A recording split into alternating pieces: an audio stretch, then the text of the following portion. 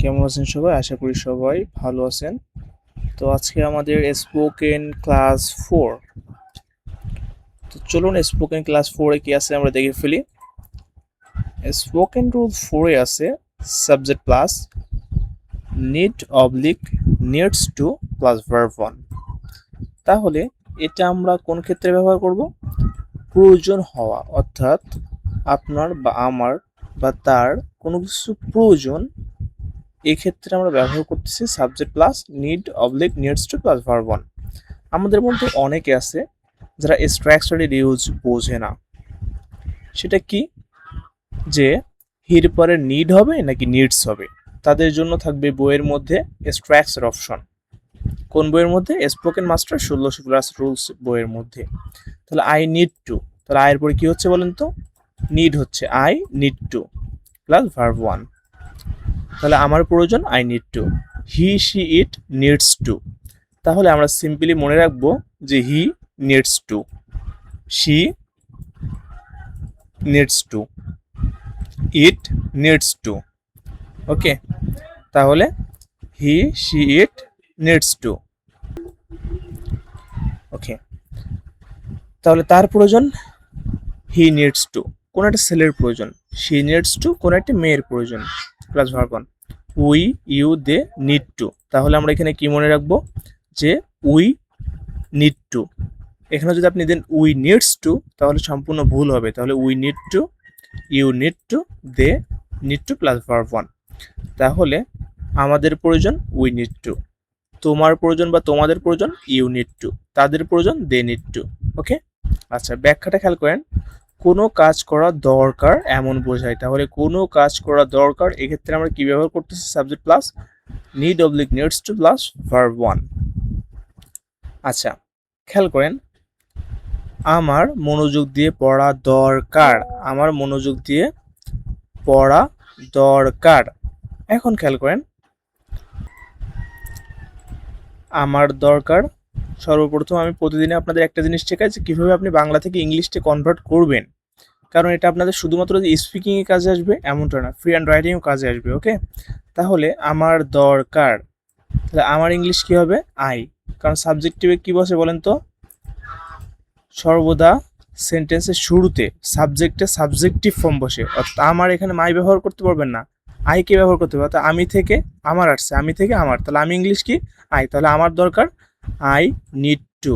এখানে নিডস দিলেন না কি জন্য বলেন তো? কারণ আয়ের পরে কি হবে? নিড হবে। তাহলে আই নিড টু। আচ্ছা আমার কি দরকার বলেন তো? পড়া দরকার, পড়া, পড়া ইংলিশ কি? Study. So I need to study. আচ্ছা কিভাবে পড়া দরকার? মনোযোগ দিয়ে। কিভাবে দরকার? মনোযোগ দিয়ে। তাহলে স্টাডি হার্ড। এখানে আপনি কি ব্যবহার করতে পারবেন? Study attentively.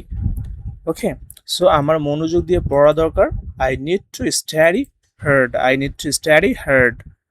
তাহলে তার মনোযোগ দিয়ে পড়া দরকার, হি অথবা she needs to study hard. Okay, আচ্ছা দ্বিতীয় নম্বর রুলসটা খেয়াল করেন বা দ্বিতীয় নম্বর সেন্টেন্সটা খেয়াল করেন। দ্বিতীয় নম্বর সেন্টেন্সে কি আছে? তার ইংরেজি উন্নত করা দরকার। তাহলে তার দরকার ইংলিশ কি হবে সর্বপ্রথম বলেন তো? হি নিডস টু, হি নিডস টু। তার দরকার, তার কি করা দরকার বলেন তো? উন্নতি করা দরকার, উন্নতি। আচ্ছা তাহলে উন্নতি করা ইংলিশ কি? ইমপ্রুভ। তার উন্নতি করা দরকার, he needs to improve, he needs to improve. আচ্ছা তার কিসে উন্নতি করা দরকার? তার ইংরেজিতে, তার ইংরেজিতে। তাহলে তার ইংরেজি কি হবে? His English. তাহলে তার ইংরেজি উন্নত করা দরকার, he needs to improve his English. আমার ইংরেজি উন্নত করা দরকার, I need to improve my English. সেক্ষেত্রে হিজের এখানে কি বসাতে হচ্ছে বলেন তো? মাই বসাতে হচ্ছে, মাই। তাহলে আই হলে মাই, আই হলে কি বসাতে হবে আমাকে? আই হলে মাই। ওকে, আচ্ছা তারপরে যদি বলা হয় যে আমাদের ইংরেজি উন্নত করা দরকার, তাহলে আমাদের ইংলিশ কি হবে? We need to improve hour. তাহলে উই থাকলে আওয়ার, তাহলে we need to improve our English. তাদের ইংরেজি উন্নত করা দরকার, তাদের ইংরেজি। তাহলে তাদের ইংরেজি, এটার ইংলিশ কি হবে? They need to improve. কাদের ইংলিশ হবে? তাদের ইংলিশ। তাদের ইংলিশ কি হবে? দে থাকলে দেয়ার, দে থাকলে কি হবে? দেয়ার। তাহলে their English, they need to improve their English. Okay, so আচ্ছা, যদি বলা হয় তোমার ইংরেজি উন্নতি দরকার, তাহলে you need to improve your English. তাহলে ইউ থাকলে ইউর, আই থাকলে মাই। তাহলে আমার ইংরেজি উন্নত করা দরকার, I need to improve my English. আমাদের ইংরেজি উন্নতি করা দরকার, we need to improve our English. তাদের ইংরেজি উন্নতি করা দরকার, they need to improve their English. তোমার ইংরেজি উন্নত করা দরকার, you need to improve your English. Okay, আশা করি এতটুকু বুঝতে পারছেন। তারপর একটা খেয়াল করেন, তোমার বিশ্রাম নেওয়া দরকার। তোমার দরকার, তোমার দরকার ইংলিশ কি হবে? You need to. আচ্ছা, তোমার কি করা দরকার? নেওয়া দরকার। নেওয়া ইংলিশ কি? টেক। আচ্ছা, কি নেওয়া দরকার? বাক্যে প্রশ্ন করেন, উত্তর পাবেন বিশ্রাম। তাহলে you need to take rest.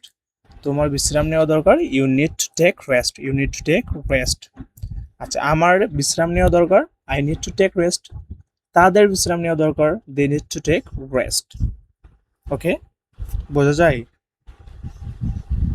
আপনারা ক্লাসটা কি করেন কিন্তু কমেন্ট করেন না, লাইক করেন না, এটা খুবই খারাপ একটা কাজ। কিন্তু আপনারা যে ক্লাস করতেছেন আমি বুঝবো কেমনে, তাই না? আপনি কোনটা বুঝতে পারতেছেন না অবশ্যই কমেন্ট করবেন, তাহলে আমি বুঝতে পারবো যে এখানে বুঝতে পারতেছে না, সেটাকে আরো সুন্দরভাবে উপস্থাপন করার চেষ্টা করব। বুঝতে পারলেও অবশ্যই বুঝবেন যে ক্লাস বুঝতে পারছেন। আপনারা যে কমেন্ট করেন না, লাইক করেন না, এগুলো আসলে ঠিক না। তো আপনি বুঝতে পারলে অবশ্যই কমেন্ট করবেন। আচ্ছা, তার কাজটি শেষ করা দরকার, তার কাজটি শেষ করা দরকার। তাহলে তার দরকার, শি নিডস টু।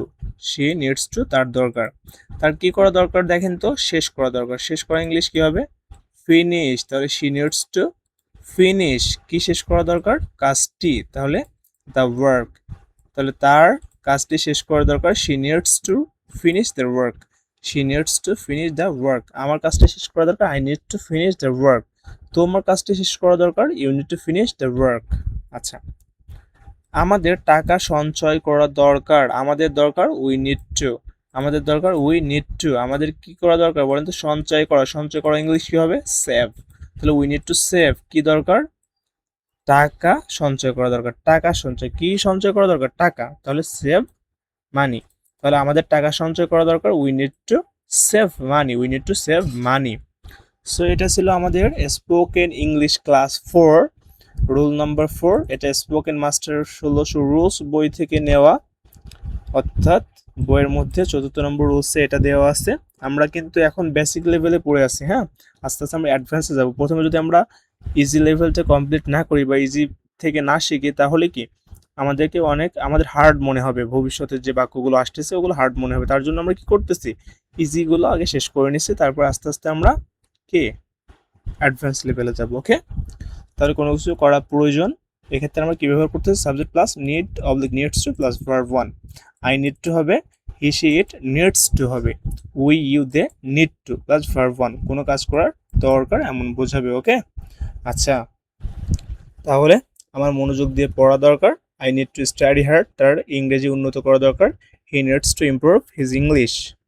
তোমার বিশ্রাম নেওয়া দরকার, you need to take rest. তার কাজটি শেষ করা দরকার, she needs to finish the work. আমাদের টাকা সঞ্চয় করা দরকার, we need to save money. So আশা করি স্পোকেন ক্লাস 4 বুঝতে পারছেন। বুঝতে না পারলে অবশ্যই কমেন্ট করবেন কোথায় বুঝতে পারেননি, ইনশাআল্লাহ বুঝিয়ে দেওয়ার চেষ্টা করব।